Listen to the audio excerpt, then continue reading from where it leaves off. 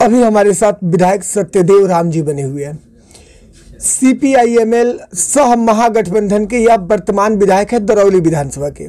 आइए मिलते हैं इनसे और जानते हैं इनके अब तक के विकास कार्यों के बारे में कि इनका जो विकास करने का सफर रहा दरौली विधानसभा में वो कैसा रहा और इस दरमियान इन्होंने कौन कौन से विकास कार्यों को दरौली विधानसभा के धरातल पर उतारा है और उतारने का प्रयास करने वाले हैं। तो स्वागत है आपका डेली लाइव न्यूज चैनल में सर। चलिए, आपका भी स्वागत है और आपके चैनल के माध्यम से जनता को भी स्वागत है।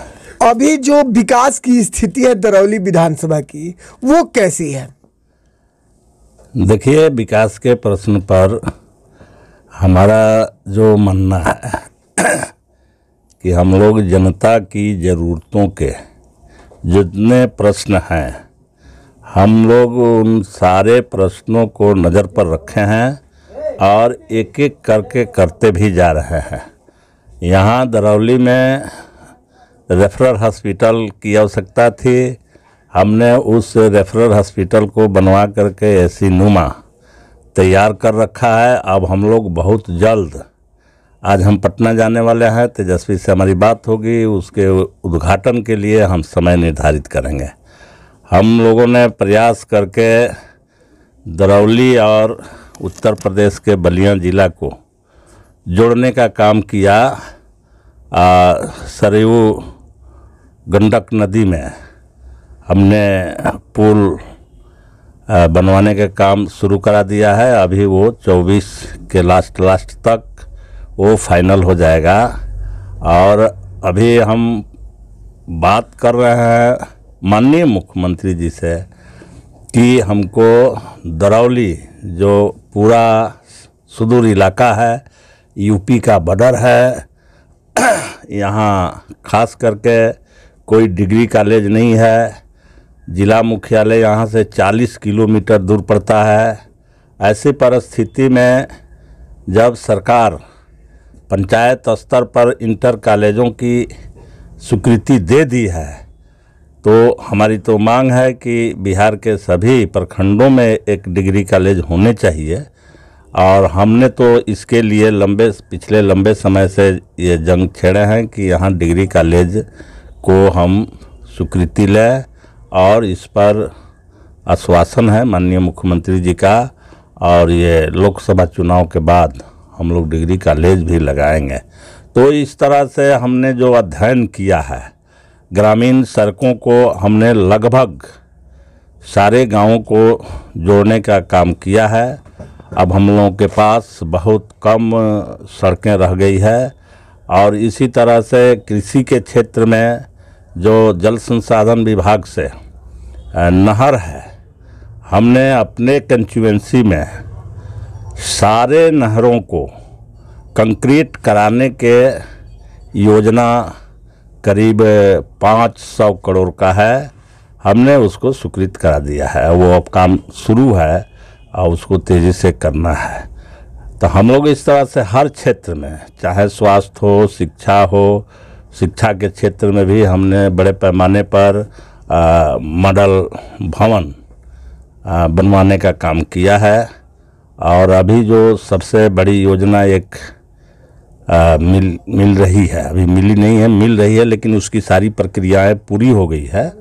वो है कि दरौली विधानसभा जो सरयू गंडक नदी के तट पर है और इस इलाके का, सिवान का कहिए या दरौली कहिए या दरौली उस तट पर बसे लोगों का भारी जो ज़मीन है वो कटाव के शिकार है। और हमारे सिवान के लगभग 10,000 एकड़ ज़मीन जो उत्तर प्रदेश में चला गया है। हमारे 2 गांव का अस्तित्व खत्म हो गया है। वो आज नदी में है, काशीदह दियरा। तो इस तरह से हमने उसको वापस लाने के लिए हमने जल संसाधन विभाग में प्रस्ताव दिया है और उसकी टेक्निकल समिति ने जांच करके अनुशंसा कर दिया है। जो योजना 908 करोड़ का है और उसको हम लोग बहुत जल्द फरवरी तक लगाने के काम करेंगे। और विधायक जी, आप उन तमाम मुद्दाओं को दर्शा रहे जिससे दरौली विधानसभा की जनता वंचित थी, और आपने उस विकास कार्य को धरातल पर उतार करके कहीं ना कहीं दरौली विधानसभा को एक बेहतर विधानसभा के रूप में किया है और बेहतर विधानसभा बनाया है। लेकिन सबसे बड़ा प्रश्न यहाँ पर यह आ रहा है कि काफ़ी सारे युवा जो है राजद के साथ जुड़े हुए हैं, और आज के दौर में काफ़ी सारे युवा जो है वो बेरोजगार हैं। तो दरौली के युवाओं के रोजगार पर आपकी क्या पहल रही है? देखिए, राजद और माले गठबंधन बना करके चुनाव लड़ा, कुछ सीटें नहीं आने के कारण सरकार तो नहीं बनी।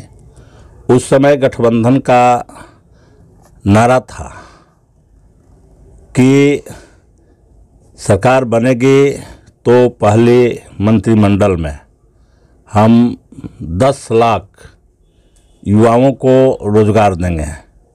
इस मुद्दे पर हम लोगों ने चुनाव लड़ा था। महंगाई को रोकने के हर प्रयास सरकार करेगी, इस मुद्दे पर हमने चुनाव लड़ा था। और ये सारे क्षेत्रों में पूरा तौर से आज भी महागठबंधन का घोषणा पत्र आप देख लेंगे तो उसमें ये सारी बातें हैं।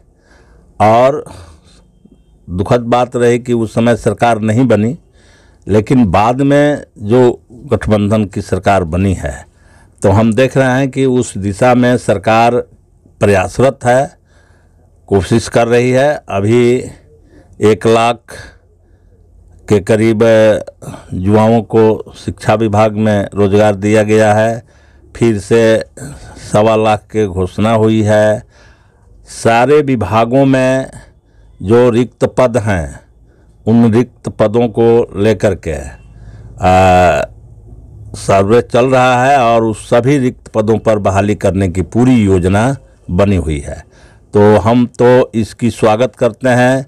इसके साथ ही साथ जो जाति जनगणना, आर्थिक गणना और शैक्षणिक जो गणना हुई और उसमें जो तस्वीर आया सामने बिहार का, असली तस्वीर वो है, वो काफ़ी स्वागत योग्य है।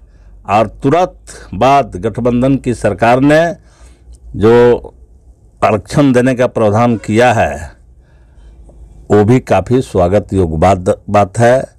और सभी गरीबों को 2-2 लाख एकलौट राशि देने की बात, या बेघरों को एकलौट घर देने की बात, 1,20,000 देने की बात, या जिनके पास भूमि नहीं है तो उनको 1 लाख अतिरिक्त देने की बात, ये सारी बातें दर्शा रहा है कि हम इसको लेकर के आगे बढ़ रहे हैं। अब है कि समय तो थोड़ा लगेगा और समय लेकर के ये सारे काम किया जाएगा। उसमें मेरा व्यक्तिगत जो प्रश्न रह गया है, एक तरह से कहिए कि जो जातीय गणना, आर्थिक सर्वेक्षण और शैक्षणिक सर्वेक्षण हुआ, इसके साथ साथ भूमि सर्वेक्षण भी होना चाहिए था। ये नहीं हुआ, जिसे अभी पूरी आर्थिक स्थिति का यह स्पष्ट बोलना अभी वो कम रहेगा। हम अभी भी आग्रह हमारा है, हम अपनी ही सरकार से अपना आग्रह करते हैं और ये मिल बैठ करके भी बात करेंगे। हर मंचों पर जो हम लोगों के लिए मंच बना है उस पर भी बात करेंगे कि हर हाल में भूमि सर्वेक्षण भी कराई जाए।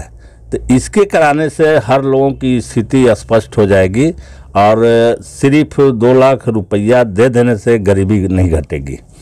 गरीबी को मारना है, हमारी सरकार इस पर काम कर रही है। उसमें मेरा सलाह है कि गरीबी को ख़त्म करने के लिए और सारे योजनाएं बनानी चाहिए।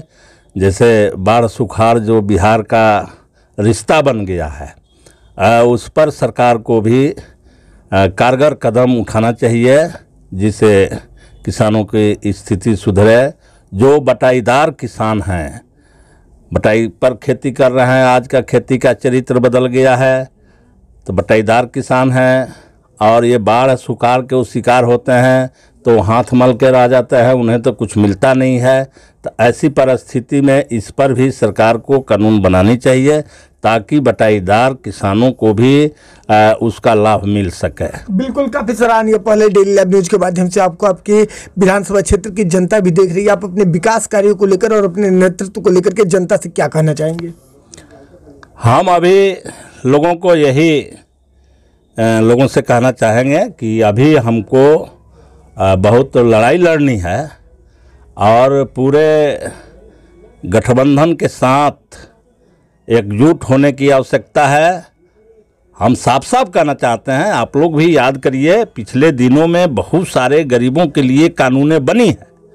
भूमि सुधार का मामला हो, चाहे आरक्षण का मामला हो, अनुसूचित जाति अनुसूचित जनजाति का आरक्षण देने का मामला हो, ये सारे तरह के कानून है, लेकिन वो लागू नहीं हो पा रहा है, वो गरीबों तक नहीं पहुंच रहा है। थी अभी ये आपको 5 किलो अनाज फ्री देने का है, कहीं मिलता है जी 5 किलो? तो कानून बनी है और वो कानून सब है, लेकिन वो लोगों तक नहीं पहुंचता है। हम इस बात को लेकर के पूरे लोगों से अपील करेंगे, आग्रह करेंगे कि आप सब लोग एकजुट होइए। तो उसका जिम्मेदार कौन है?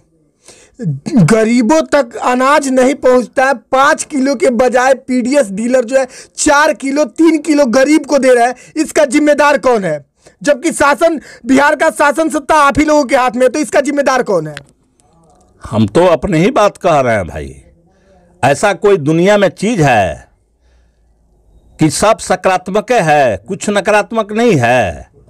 हम तो अपनी बात ईमानदारी से कह रहे हैं, दूसरा तो ये कहने के तैयार नहीं है। बिल्कुल, महागठबंधन तो ये बात कह रहा है, हमने ही उठाया कि ये हालात है और इसके लिए हमारी जो पॉलिसी है, हमारी जो रणनीति है, हम जो इस पर काम करने जा रहे हैं, हम इधर भी जनता से ये कहना चाहते हैं कि आपका संगठित आवाज़, आपका जो है ऊंचा आवाज़, ये सवाल को आपके घर तक पहुंचाएगा। हम सरकार से भी कहने जा रहे हैं कि हम लोगों को इसकी मुस्तैदी से काम करके प्रशासन को चुस्त दुरुस्त बना करके ये जनता तक पहुंचाने का काम करे। ये हमारा गठबंधन ही, हम ही लोग ही इस बात को कहते हैं, ये दूसरे की हिम्मत नहीं है। हम ये बात कहना चाहते हैं जनता से, अपने समर्थकों से, पूरे बिहार के लोगों से। बिल्कुल। चलिए जी, डेली लाइव न्यूज चैनल से जुड़ने के लिए और अपना कीमती समय देने के लिए बहुत बहुत धन्यवाद आपका। आपको भी धन्यवाद।